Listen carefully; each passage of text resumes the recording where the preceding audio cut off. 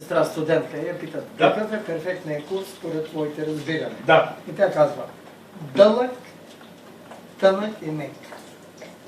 Вика, защо? Като се го сгъна на две, става таман и се празни да мъни.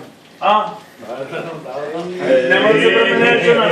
Защото този път мами ти трябва да Чувал съм го, бе, много отдавна съм го чувал. Бил си прекалено млад. Тънък и мек. Да. Или ти е бил тънък.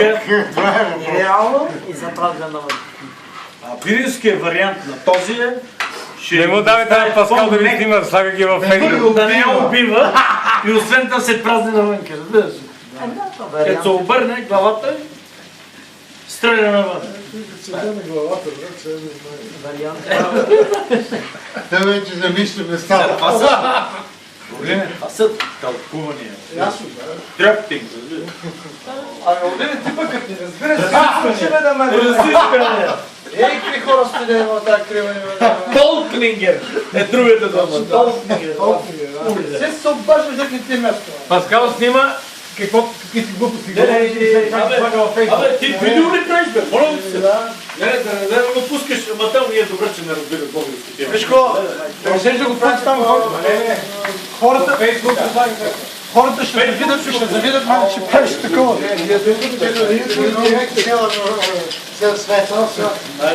Тя знаеш как е най-голема? Тя не го имаш и ти. Дъщеря на Германия не знае дума български, не знае дума какво ще да вършиш, тя погледне с Google. Нали? И коментира и си дава майка. Тя усеща за какво. Не, тя норвежкото изречение, тя подлепва и го превежда на немца. Не забравяй, че като пишеш думата и веднага ги още не забравяйте, че вече не смея да коментирам. така нареченото биолетник се получава. Британия много има преводи. Много път такова ми. Аз примерно пиша нещо на английски и не мога да всеки граматически каква е думата, нали? Паскалис!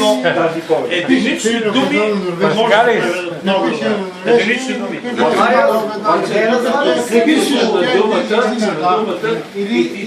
Или обратно. Или ако искаш ми да обръщат, и да, или от норвежки.